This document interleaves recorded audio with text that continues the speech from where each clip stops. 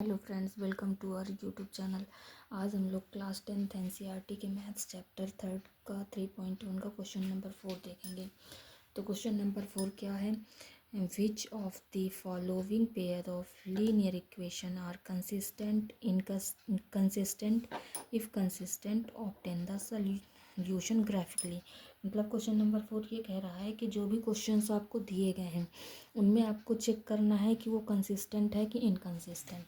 अगर कंसिस्टेंट है तो उसको आपको ग्राफ के थ्रू समझाना पड़ेगा, और इनकंसिस्टेंट है तो सिर्फ लिख देना है। तो मैंने पिछले वीडियो में बताया था कि कंसिस्टेंट का मतलब क्या होता है। अगर कुछ भी सल्यूशन मिलता है तो वो कंसिस्टेंट होगा, और कोई सल्यूशन नहीं मिलता तो इनकंसिस्टेंट होगा। तो इसमें हमारी तीन ही पॉइंट्स थे। पहला तो आएगा कि यूनिक सल्यूशन का, दूसरा नो सल्यूशन का, और तीसरा कोई भी सल्यूशन का नहीं। तो आइए हम लोग देखते हैं अपने क्वेश्चंस को। तो पहला क्वेश्चन का इक्वेशन क्या दिया हुआ है? x plus y is equal to 5 and 2x plus 2y is equal to 10। इसको हम लोग a1 b1 से कंपेयर कर लेते हैं। a1 upon a2 is equal to b1 upon b2 is equal to c1 upon c2। Normally इसमें हम values put up करेंगे। a1 पहले वाले इक्वेशन का a1 b1 c1, और दूसरे इक्वेशन का a2 b2 c2। ये कोफिशिएंट होते हैं, मतलब x का कोफिशिएंट a1 a2 हुआ, y का कोफिशिएंट b1 b2, और जो कांस्टेंट टर्म है उसका कोफिशिएंट c1 c2 हुआ। क्लियर है? तो इसमें नॉर्मली हम रखते हैं a1 अपॉन a2 तो 1/2, ये भी आपका आया 1/2, और ये 5/10। इसको जब हम कैंसिल करते हैं तो ये भी आ गया आपका 1/2। ये आपको दिख रहा है कि 1/2 1/2 1/2 तीनों एक दूसरे के इक्वल हैं। जब इक्वल आते हैं दैट मीन्स जो दोनों लाइन हैं एक दूसरे के ऊपर कोइंसिडेंस होंगी, मतलब जो दोनों लाइन दी गई हैं एक दूसरे के ऊपर होंगी ऐसे। और जब ये कंडीशन बनता है तब आप लोगों को पता है कि क्या होता है कि कितने सल्यूशन बनते हैं कि इनफाइनाइट सल्यूशन आते हैं। जब आपकी लाइन कोइंसिडेंस होंगी उस कंडीशन पर इनफाइनाइट सल्यूशन होंगे, दैट मीन्स आपका ये जो इक्वेशन दिया गया है ये कंसिस्टेंट होगा। अब जब कंसिस्टेंट आ गया तो अब हम इसको सॉल्व करेंगे। सॉल्व कैसे करते हैं आइए देखते हैं। इसके लिए आपको दोनों इक्वेशन की एक टेबल बना लेना है और मिनिमम 2 वैल्यूज़ निकालना है x और y की। क्लियर है? फिर उसको एक ग्राफ में पुटअप करके सॉल्व करना है। तो पहला आपका इक्वेशन है x plus y is equal to 5। ये देखिए हमने बनाया हुआ ग्राफ x y। जब हमने x की वैल्यू इस इक्वेशन में 1 पुटअप किया तो y की वैल्यू क्या आ जाएगी? यहाँ से आपको दिख ही रहा है कि जब हम इस इक्वेशन में x1 plus y is equal to 5 put up किया, ये 1 इधर गया तो क्या आ गया? 5 minus 1 is equal to 4। Normally यहाँ पर वही लिखा गया है। क्लियर है? नेक्स्ट हमने क्या किया कि जब x is equal to 2 put up किया इसी इक्वेशन में, जब हमने x is equal to 2 put up किया 2 plus y is equal to 5, तो y is equal to 5 minus 2, तो यहाँ से y की वैल्यू आ गई 3। मतलब 1 पे 4 आया और 2 पे 3 आया। इसी तरह हम इस इक्वेशन को सॉल्व कर लेंगे। 2x plus 2y is equal to 10 दिया हुआ है। यहाँ पर भी हम क्या रखेंगे? x is equal to 1 up put up जब हम करेंगे तो 2 into 1 2 plus 2y is equal to 10 आया। यहाँ से 2y इज इक्वल टू 10 से 2 माइनस हो जाएगा 8 आया, तो y इज इक्वल टू 4 आ गया। फिर हमने क्या पुटअप किया इस इक्वेशन में? अगेन हमने क्या पुटअप किया? हमने पुटअप किया x इज इक्वल टू 2। जब x is equal to 2 put up करेंगे तो 2 इंटू 2 आ जाएगा आपका 4 plus 2y is equal to 10। ये उधर जाएगा तो सब्ट्रैक्ट हो जाएगा 10 माइनस 4, तो 2y इज इक्वल टू 6 आया। That means y is equal to 3। मतलब 2 पर 3 दोनों की सेम कंडीशन बन रही हैं। इसको हम ग्राफ के थ्रू समझाएंगे। ये हमारा हॉरिजेंटल में क्या होता है? x एक्सिस, और वर्टिकल में y एक्सिस। ये x positive x negative y positive y negative. ठीक है? ये हमने वैल्यूज़ पुटअप किया। ये जो दोनों x एक्सिस y एक्सिस एक दूसरे को जहाँ पर कट करते हैं उसको ओरिजिन, मूल बिंदु कहते हैं। नॉर्मली इनकी वैल्यूज़ को हम देखते हैं। पहले जो हमारी इक्वेशन है, पहली जो इक्वेशन है उसकी वैल्यूज़ हैं 1 और 4, मतलब x की वैल्यू 1 पर y की वैल्यू 4 आई, और x की वैल्यू 2 पर y की वैल्यू कितनी आई? 3 आई। इसी तरह इसका भी आपका 1 पे 4 आया, 2 पे 3 आया, मतलब दोनों लाइन एक दूसरे पर कोइंसिडेंस करेंगी। इस तरह से हमको क्वेश्चंस को सॉल्व करना है। क्वेश्चन नंबर 4 का सेकंड क्या दिया हुआ है? X minus y is equal to 8 और 3x minus 3y is equal to 16। इसको पहले हम चेक करेंगे। जब चेक करते हैं तो हमको दिखता है कि 1/3 is equal to 1/3 is equal to 1/2, मतलब कि a1/a2 is equal to b1/b2 but not is equal to c1/c2, ये दिया हुआ है। और ये कंडीशन किसकी कहलाती है? ये कंडीशन पैरेलल की कंडीशन होती है, मतलब कि जब दो लाइन एक दूसरे के क्या होंगे? पैरेलल होंगी, तब आपकी ये कंडीशन बनती है। क्लियर? और जब लाइन पैरेलल होंगी तो उनमें कोई सोल्यूशन नहीं बनेगा, दैट मीन्स ये आपका इनकंसिस्टेंट हुआ। ये सिर्फ हमको इस तरह के क्वेश्चन में यही बस लिख देना है। अब क्वेश्चन नंबर 3 देखिए, 2x plus y minus 6 is equal to 0 और 4x minus 2y minus 4 is equal to 0। इसको भी पहले हम चेक करेंगे। 2/4 और 1/-2 माइनस 6/-4, तो ये कैंसिल हुआ। 2 2 ज़ा 4, ये 1/-2 ही रहा, माइनस से माइनस कैंसिल, और 3/2। तो आपको यहाँ से क्लियर दिख रहा है कि a1/a2 और not is equal to b1/b2। तो ये आएगा हमारा यूनिक सोल्यूशन, मतलब कि लाइन कहीं ना कहीं किसी एक पॉइंट पर एक दूसरे को कट करेंगी। ठीक है, ऐसा कुछ। तो जब यूनिक सोल्यूशन आएगा उस कंडीशन पर ये इक्वेशन हमारी कंसिस्टेंट कहलाएंगी। कंसिस्टेंट कहलाएंगी तो क्वेश्चन नंबर 1 के जैसे हमको इसको सॉल्व करना पड़ेगा। तो आइए हम लोग इसको सॉल्व करते हैं। पिछले क्वेश्चन के जैसे ही हम ग्राफ बनाते हैं। पहले इक्वेशन के लिए 2x plus y minus 6 is equal to 0 हमने ये ग्राफ बनाया। जब हम इस इक्वेशन में x की वैल्यू 0 पुटअप करेंगे इसमें, तो 2 के साथ 0 को मल्टीप्लाई हुआ, 0 हुआ, plus y minus 6 is equal to 0, तो यहाँ से y की वैल्यू आपकी 6 आ गई। फिर जब हम इस इक्वेशन में x की वैल्यू 1 पुटअप किया, हमने 1 पुटअप किया, तो नॉर्मली यहाँ पर रखेंगे 2 इंटू 1, तो 2 plus y minus 6 is equal to 0। तो यहाँ से आपको दिख रहा है कि ये +2 है, ये -6, मतलब कि सब्ट्रैक्ट हो जाएगा, लेकिन बड़े नंबर की साइन क्या हो जाएगी? आ जाएगी। तो यहाँ से आ जाएगा y minus 4 is equal to 0, that means y is equal to 4, मतलब 1 की पर 4 आया। ऐसे इस इक्वेशन को सॉल्व कर लेंगे।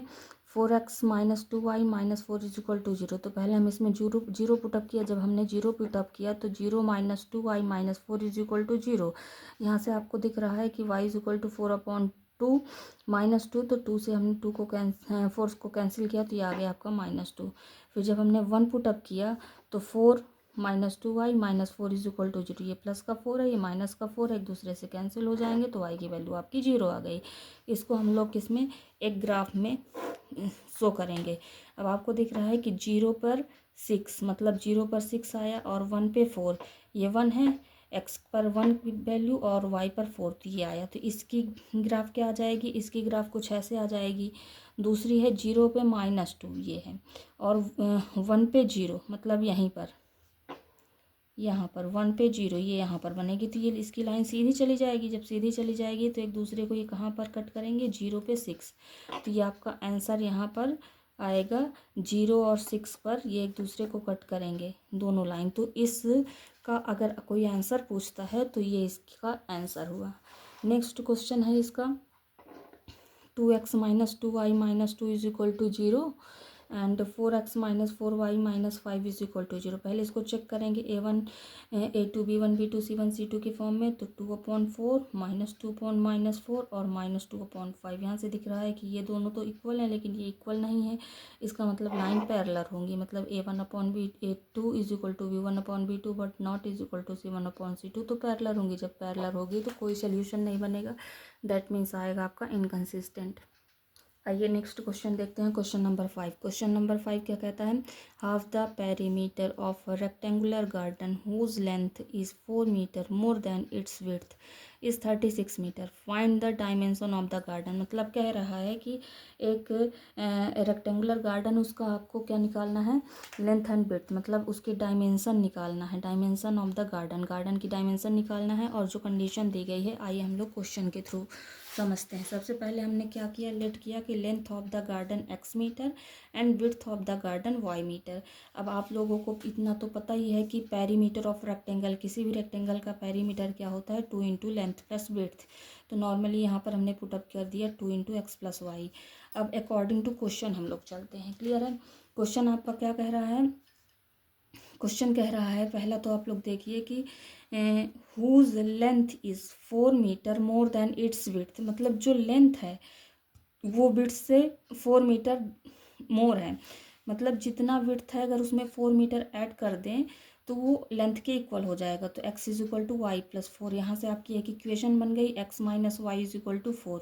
अब आगे क्या कहती है, half the perimeter of a rectangular garden, मतलब जो इसका पेरीमीटर दिया गया है इसका अगर हम हाफ कर दें 2 into x plus y upon 2 तो कितना इक्वल होता है, 36 के इक्वल हो जाता है। तो यहाँ से ये 2 2 कैंसिल हो जाएगा, तो x plus y is equal to 36। यहाँ से आपका 2 इक्वेशन मिल गया है।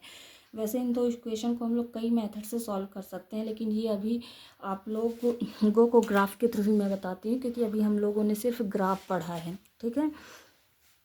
तो ग्राफ के थ्रू आपके पास 2 इक्वेशन आ गई। 2 इक्वेशन को जैसे अभी पिछले क्वेश्चन में हमने ग्राफ बनाया था वैसे ही इसको भी सॉल्व करेंगे। तो x minus y is equal to 4 के लिए हमने क्या किया, जब हमने यहाँ पर x की वैल्यू 0 पुटअप किया तो minus y is equal to 4, तो y is equal to minus 4 आया। और जब x की वैल्यू 4 पुटअप किया, मतलब 4 minus y is equal to 4, तो 4 से 4 cancel, y is equal to 0 आया। क्लियर है। अब इस इक्वेशन में देखिए यहाँ पर x plus y is equal to 36 दिया हुआ है, ठीक। जब हमने इसमें x is equal to 0 put up किया तो ये तो क्लियर दिख ही रहा है, तो y इज इक्वल टू आपका 36 हो जाएगा। यहाँ पर कुछ सॉल्व करने की ज़रूरत नहीं है। अब जब हमने x is equal to 36 put up किया तो 36 से 36 कैंसिल आउट, तो y इज इक्वल टू आपका 0 आ गया। अब इसको ग्राफ में नॉर्मली x और y एक्सिस में x डैश और y डैश में हमने ये पुटअप किया। ये थोड़ा सा वैल्यू थोड़ी बहुत ज़्यादा है 36, तो इसलिए हमने यहाँ पर गैपिंग किया है, ठीक है। ये आप समझ सकते हैं, इतना बड़ा ग्राफ नहीं बना सकते इसलिए थोड़ा सा गैपिंग किया है। वैसे हम लोग इसको कोई नंबर भी मान सकते हैं कि let 1 metre is equal to 9। Clear है। लेकिन अभी बस मैंने थोड़ा सा ऐसे समझा दिया, तो आइए इसको ग्राफ में पुटअप करते हैं। 0 पे -4 मतलब कि जब x की वैल्यू 0 तो y की वैल्यू -4 ये आ गई, और 4 पे 0, अब आपका देखिए 4 पे 0 ये आया, तो इसको हम एक लाइन बना दिए, ठीक। अब दूसरी वैल्यू 0 पे 36, अब देखिए 0 पे 36 कहाँ गया, 0 पे 36 और 36 पे 0, तो ये एक दूसरे को हमने मिला दिया, दोनों एक दूसरे को यहाँ पर कट करती हैं। जब हम इन दोनों इक्वेशन को सॉल्व करते हैं, एग्जैक्ट ग्राफ में बनाते हैं, तो आंसर वैल्यू जो आपकी आती है कुछ ऐसा ही आता है 20 और 16। आइए थोड़ा सा यहाँ पर थोड़ा सा मैं इसको दिखा देती हूँ कि आपकी वैल्यू देखिए, आपके पास है एक equation x minus y is equal to 4 और एक equation x plus y is equal to 36। जब इसको दोनों को हम लोग ऐड करेंगे तो ये कैंसिल हुआ, यहाँ से 2x इज इक्वल टू, अब देखिए इसको 6 एंड 4 कितना हो गया 10 और ये 4, तो x इज इक्वल टू कितना आया 20, ठीक है। ये x इज इक्वल टू 20 आ गया। अभी इसकी x की वैल्यू चाहे इक्वेशन नंबर फर्स्ट या सेकंड किसी में पुटअप कर देते हैं। यहाँ से हमने फर्स्ट में किया इज इक्वल टू 4, तो y की वैल्यू क्या आ जाएगी 20 माइनस 4, मतलब y की वैल्यू 16 आ गई। क्लियर है। ये इतना ना करके इसको हम ऐसे भी सॉल्व कर सकते थे, तो आपकी 20 और 16 पर ही दोनों लाइन एक दूसरे को कट करेंगी। जब इसको आप प्रॉपर ग्राफ में बनाएंगे तो वहाँ पर बहुत अच्छे से ये बन जाएगा। तो आइए हम लोग चलते हैं नेक्स्ट क्वेश्चन की तरफ।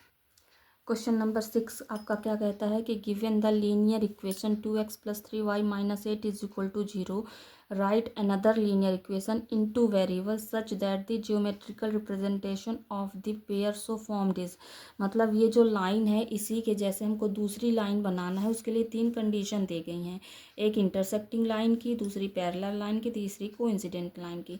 तो इंटरसेक्टिंग लाइन को कि आपको पता है कि जब दो लाइन एक दूसरे को इंटरसेक्ट करेंगी तो कंडीशन क्या बनती है, A1/A2 और not is equal to B1/B2।